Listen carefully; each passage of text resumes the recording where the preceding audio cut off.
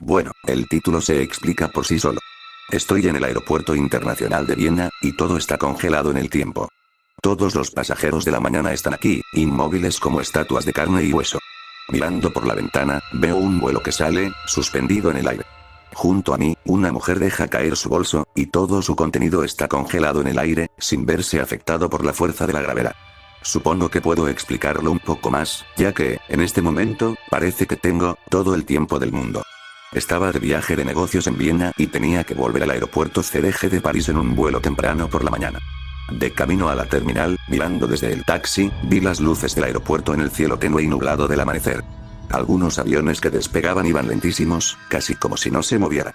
Pensé en comentarle esto al taxista, pero lo atribuí al cansancio. Verás, los cócteles de networking después de la conferencia y los vuelos a las 6 de la mañana no son la mejor combinación, así que no estaba para nada de charlar. En cualquier caso, el chico me dejó y decidí fumarme un cigarrillo rápido antes de facturar.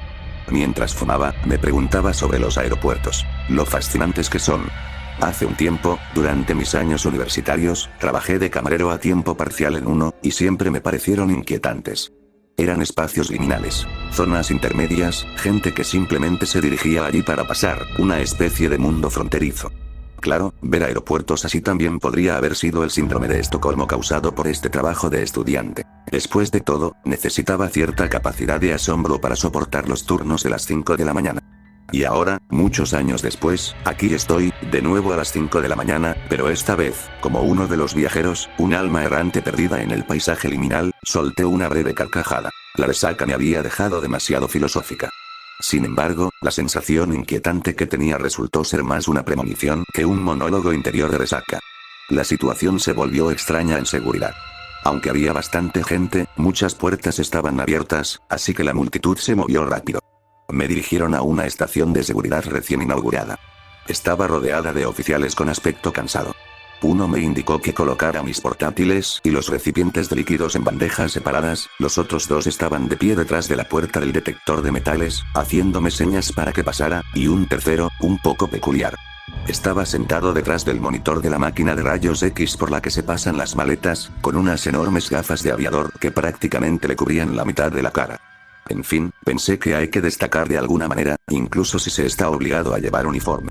En fin, estaba a punto de cruzar la puerta, el detector de metales, la frontera simbólica entre lo mundano y lo liminal. Pero en cuanto la crucé, un silencio absoluto lo envolvió todo. Me toqué la oreja, pensando que mis auriculares habían activado la cancelación de ruido, cuando me di cuenta de que estaban en la bandeja, que rodó lentamente hacia la zona de recogida. Y eso era lo único que se movía. Todo lo demás se detuvo, como si alguien hubiera pulsado un botón de pausa. Qué extraño, pensé. Volví lentamente a cruzar la puerta, pero nada cambió. Todo a mi alrededor se quedó quieto. La mano del guardia de seguridad congelada en un gesto de aburrimiento, un hombre que se volvía a poner el cinturón inmóvil a mi lado, una familia en la otra fila, atrapada en medio de una discusión, su hija pequeña, con la cara atrapada en una expresión de llanto, pero sin emitir sonido alguno. Ojalá pudiera hacerles esto a los niños una vez que el avión despegara. Sin embargo, al diablo con las anomalías temporales, no quería perder el avión, así que cogí mis cosas de la bandeja. Sin embargo, mientras guardaba el portátil en el bolso, vi una cosa, bueno, la ausencia de ella. El guardia de seguridad de las gafas de sol no estaba por ningún lado. Todo aquello no parecía algo que respetara las normas de seguridad aeroportuaria. Caminar hacia mi puerta, la D24, en medio de un silencio sepulcral fue toda una experiencia. Me moví entre la multitud como en animación suspendida, o ojalá lo fuera. Sería bastante incómodo estar en un aeropuerto lleno de muertos. Aún así, tenía cierta belleza. Al llegar a la D24, una imagen inusual me dio la bienvenida. Los monitores mostraban que el embarque estaba abierto, y, efectivamente, las puertas estaban entreabiertas, pero el destino del vuelo, en lugar de París CDG, parecía un lío de caracteres.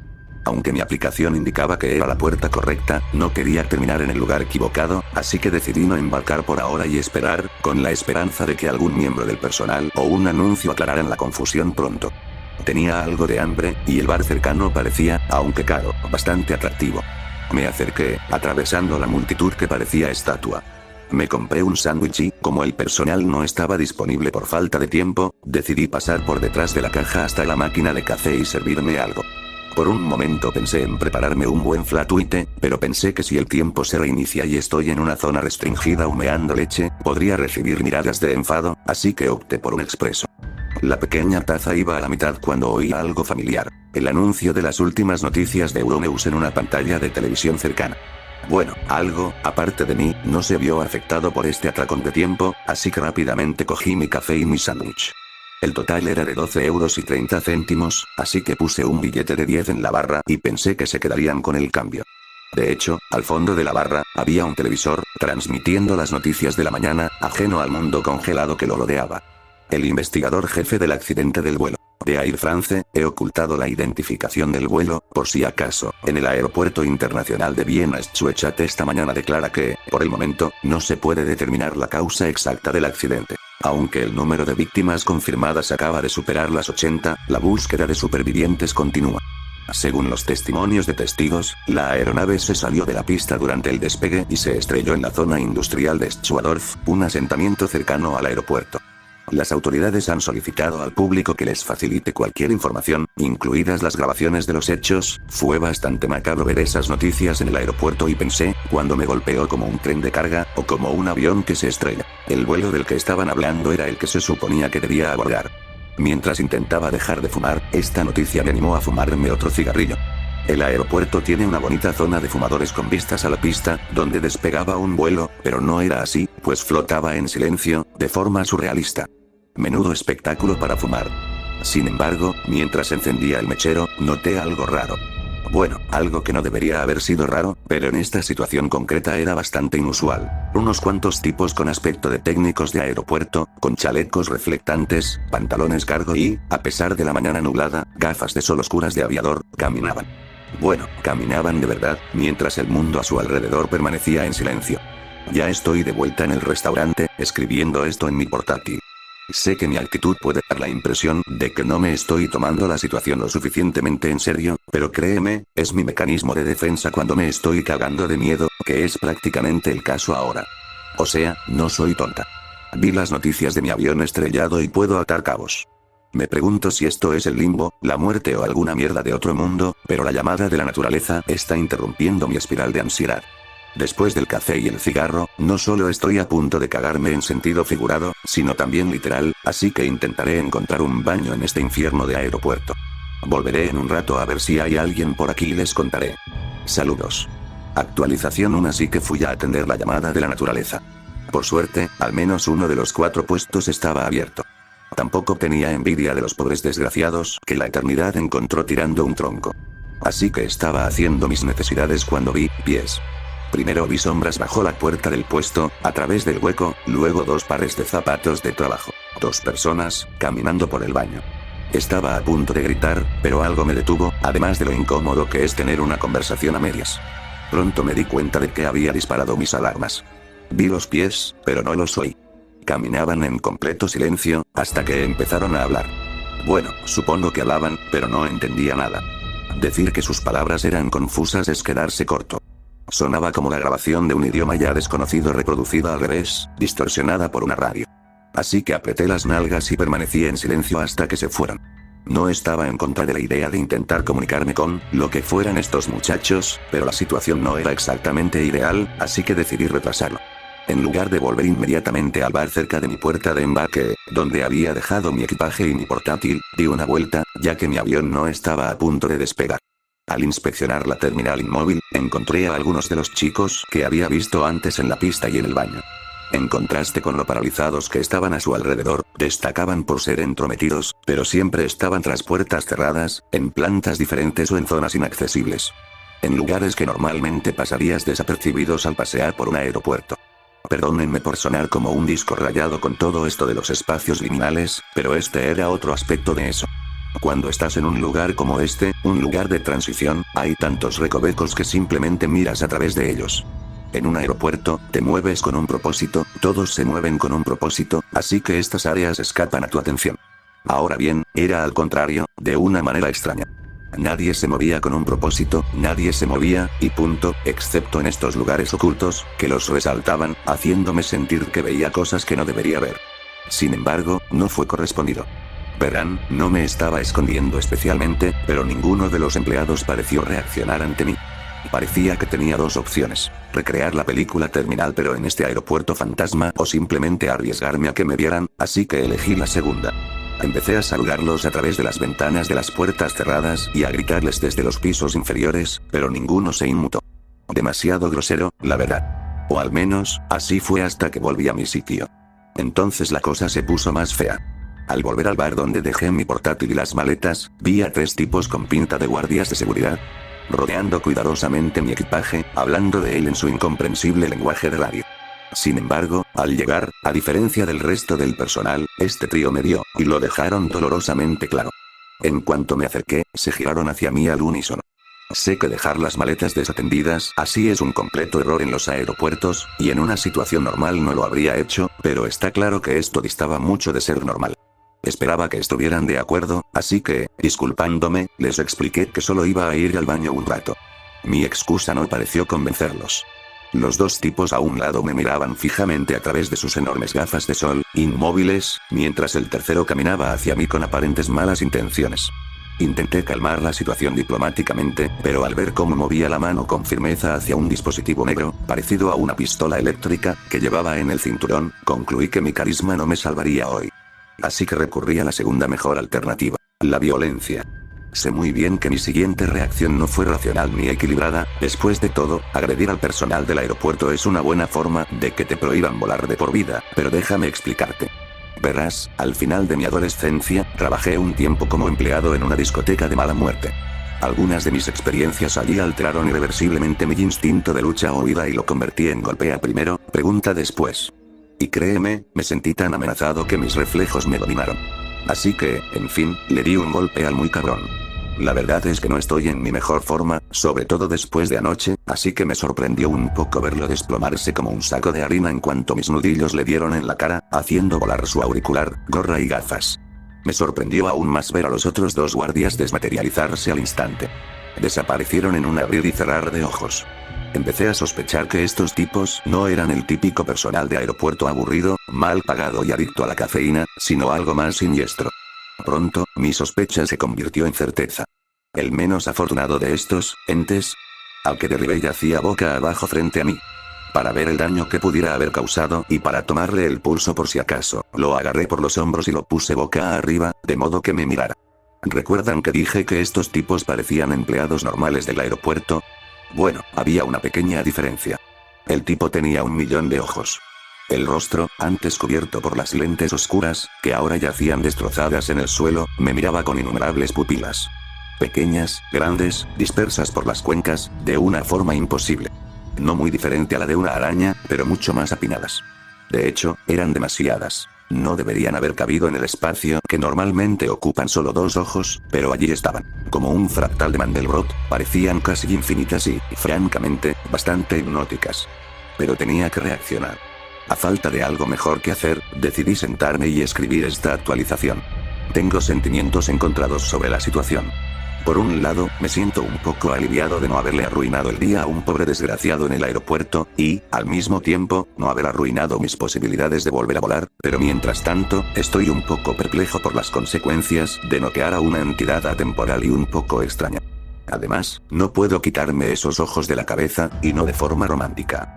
Verán, sin juego de palabras, la verdad es que no sé cuánto tiempo estuve mirándolos, pero una vez que los desperté, sentí como si hubiera recordado algo. Todavía no estoy muy seguro de qué, pero creo que me tomaré otro descanso para fumar y tratar de averiguarlo. Espero que mi amigo no se vaya a ninguna parte. Les cuento pronto. Actualización 2. A mitad de mi cigarrillo, me di cuenta de que el tipo inconsciente podría tener alguna forma de entrar en esas pequeñas zonas ocultas de las que me quejaba antes. Como a estas alturas estaba bastante seguro de que las zonas accesibles para los pasajeros no tendrían ninguna respuesta, pensé que podría pedir prestada una tarjeta de acceso. Ahórrate la moraleja de saquear a una entidad, espero que solo, inconsciente. Por supuesto, estas puertas de seguridad también requieren una contraseña además de la tarjeta de acceso, pero como aparte del trío que estuvo jugando con mi equipaje, nadie reconoció mi existencia, no fue particularmente difícil seguir a uno de estos misteriosos caminantes hacia un área restringida y echar un vistazo a la contraseña de 4 dígitos sobre sus hombros. El código clave era, no te miento, 4444. Maldita sea la seguridad del aeropuerto. Abrí la puerta de seguridad y entré en un pasillo blanco, anodino y cegadoramente iluminado. Salí de la zona de pasajeros, con sus colores relajantes, decoraciones kitsch y plantas artificiales, y entré en un pasillo de seguridad cegadoramente iluminado y desolado. Sorprendentemente, no me causó tanto latigazo como esperaba. Por supuesto, este pasillo no tenía nada de la atmósfera artificialmente acogedora de la sala de espera de viajeros, pero aún así parecía que las dos áreas estaban relacionadas. Ya puedo oír sus comentarios sarcásticos diciendo sí, ambas son partes del idiota del aeropuerto, pero no es así. Parecía que el pasillo vacío representaba la realidad de este lugar, y fuera de él, todos los detalles que lo hacían acogedor solo estaban allí para tranquilizar a la gente en una sensación de familiaridad en lugar de liminalidad. Pero aquí, detrás de las gruesas puertas azules, esa fachada mal ajustada se desvanecía. Sin señor, sin sensaciones agradables, anuncios coloridos y sillones de masajes de 2 euros están aquí para ti. El pasillo grita, a través del zumbido de las brillantes luces de neón blancas, que eres un extraño y que no deberías estar allí. Lástima que me acostumbré a que la gente me gritara que no hiciera cosas, y luego las hiciera de todos modos. ¿Y los pasillos, supongo? Arruiné un poco la metáfora aquí. Así que seguí adelante, observando las desoladas oficinas, algunas de las cuales contenían entidades aeroportuarias ajenas, con su verdadero yo oculto tras sus gafas de sol. Tras deambular un rato, vi una zona etiquetada como sala de vigilancia y, por capricho, entré. La etiqueta no mentía. Sin duda había monitores. Un montón, demasiados para una habitación de este tamaño. Me recordaban extrañamente al revoltijo de ojos del ser que desmayé. Y, mientras este pensamiento me cruzaba por la cabeza y recordaba haber mirado esos ojos, la multitud de pantallas empezó a cobrar sentido de repente, y empecé a ver las imágenes de las cámaras de seguridad moviéndose sin parar por todas ellas. A primera vista, parecían ser registros de seguridad normales, pero al observarlos más de cerca, noté cosas cada vez más inusuales en cada uno que miraba. La primera anomalía que noté fue una imagen que mostraba el paisaje congelado en las puertas de embarque, incluyendo el gran tablero con todos los vuelos, números de vuelo y destinos. Excepto que, aparentemente, el vuelo de Aeroflot de las 13 tenía previsto salir hacia el aeropuerto de Pulkovo, Leningrado. En otra pantalla, el pasillo con gente inmóvil tenía grandes carteles detrás de ellos, uno de ellos mostraba orgullosamente a un hombre mayor, vagamente familiar, que, a pesar de parecer de más de 80 años, todavía tenía un corte de pelo fabuloso con pompadour, y al lado, con grandes letras en negrita, The King 90, Elvis Live, en el Ernst-Abel Stadion, Viena, 08 de enero. En otra, todos los carteles y anuncios estaban escritos en alemán. Estoy en Austria, pero aún así, la total falta de inglés era inusual en un aeropuerto internacional. Además, el personal de seguridad del aeropuerto llevaba uniformes incómodamente elegantes con brazaletes rojos. Al mirar más de cerca en una esquina de la pantalla, tuve que reaccionar bruscamente, pues allí estaba, a plena vista, el retrato de cierto artista bigotudo fracasado, un pedazo de mierda. Cada pantalla que miraba mostraba este aeropuerto, pero sutilmente, o menos sutilmente, alterado. Presenciaba realidades diferentes desde un centro neurálgico anodino. Después de cierto tiempo, encontré las imágenes de seguridad del pequeño bar donde había dejado mis cosas. Y noté algo bastante perturbador, y tengan en cuenta que, después de ver el cuadro de un dictador fallecido hace tiempo en una pared, el listón para molestarme estaba muy alto. ¿Te acuerdas de la tele? Vi las noticias sobre el accidente aéreo de mi vuelo. A través de las pantallas de seguridad, pude distinguir que seguían transmitiendo sobre el accidente. El problema es que la transmisión era la misma en todas las realidades alternativas, sin importar cuántas pantallas mirara. Al parecer, hay mundos donde Elvis sobrevive o donde la URSS sigue en pie, pero parece que mi maldito avión se sale de la pista y explota en todos. Una verdadera lástima. Salí de la pantalla gracias al pitido de un walkie-talkie que estaba en la mesa junto a las pantallas. El sonido fue seguido por una conversación del personal del aeropuerto, en su inusual e incomprensible idioma, hasta que dejó de serlo. Al concentrarme en ello, al igual que en los ojos de la criatura, y luego en las pantallas, me di cuenta de que entendía lo que decían. Intentaré traducirlo lo mejor que pueda. Error de ejecución del evento de piedra angular N4778, debido a que el manifiesto del pasajero / víctima está incompleto. Por favor, informe al gestor a controladora, es posible que tengamos novedades sobre su situación. El departamento de análisis confirmó la identidad del intruso. Los parámetros faltantes del manifiesto del evento Cornerstone coinciden con el valor del intruso, controlador ve fuera. ¿Sabes esos momentos en los que dos personas se están poniendo indiscretas con una tercera, sin saber que esta última está al alcance del oído? Todo empezó a parecer así. O sea, estoy bastante seguro de que descubriste a quien llaman intruso al mismo tiempo que yo. A mí. Ahora, como protagonista de la conversación, sentí que merecía participar. Así que apreté el botón de la radio y, lo mejor que pude, intenté hablar en su idioma, e imitar su estilo de hablar experto. Controlador A, controlador B, aquí hay un informe de intruso. Por favor, avísenme sobre cómo ayudar a resolver el problema con los parámetros del evento Cornerstone. Intruso fuera. Siguió un silencio incómodo. Tenía la sensación de que alguien estaba a punto de ser despedido. Entendido, intruso. Por favor, espere hasta recibir instrucciones del cuartel general. Más silencio aquí. El controlador al cuartel general. Inicie la reversión del evento de piedra angular. Grupo de controladores activos, aquí la sede. Por favor, confirme la solicitud de reversión. Me preguntaba si eran conscientes de que puedo escuchar toda esta mierda. Manejador A, confirmando manejador B, confirmando grupo de control activo, aquí el cuartel general. El vuelo XXXX de Air France, por supuesto, mi maldito vuelo, regresó a la posición de lanzamiento del evento Cornerstone. Esperando corrección de parámetros. Finalmente, me respondieron. Intruso, soy el encargado B, ¿me recibe? Intruso, adelante. Alto y claro, manejador B, respondí, luchando contra el impulso de desearle buena suerte en su futura búsqueda de trabajo. Intruso, por favor, regresa a las coordenadas espaciales iniciales de salida de tu cronograma de anfitrión. Una vez aprobadas tus coordenadas espaciales, se restablecerán tus coordenadas temporales. Por favor, continúa con la rutina para asegurar el éxito del evento clave. Bien, genial. Así que vuelvo a la puerta de seguridad donde empezó todo este lío. Mi buen amigo Andrés B reinicia el tiempo, abordo mi vuelo, me estrello y muero, y me aseguro de que el evento fundamental se realice en mi cronología. ¿No sería un sacrificio heroico y justo? Entendido, ese intruso obedecerá, dije. Diablos, no. Pensé. Estoy escribiendo esta nota justo delante de esa amenazante puerta de seguridad que congeló el tiempo en cuanto la pasé. Si entiendo bien al controlador, en cuanto la vuelva a pasar, el tiempo se reiniciará. Una forma de descubrirlo. Nos vemos en el otro lado. Actualización final. Bueno, funcionó. Estoy escribiendo desde el mismo bar donde estaba sentado, solo que ahora todo vuelve a la normalidad. Todo está bien. Bueno, casi todo. En cuanto crucé la puerta y todo volvió a la normalidad, empecé a sentir náuseas. Era porque, tras horas en un mundo congelado, silencioso y atemporal, volvía de repente el ajetreo de la realidad. ¿O era porque seguía con una resaca infernal y no se me ocurrió que podría haberme tomado un paracetamol mientras el tiempo se detenía? Ni idea. Pero necesitaba quitármelo de encima y darme lo más parecido a una ducha fría, una buena limpieza de cara. Pero mientras secaba la taza, mirándome en el espejo del baño, los ojos de mi reflejo empezaron a desenfocarse y a multiplicarse.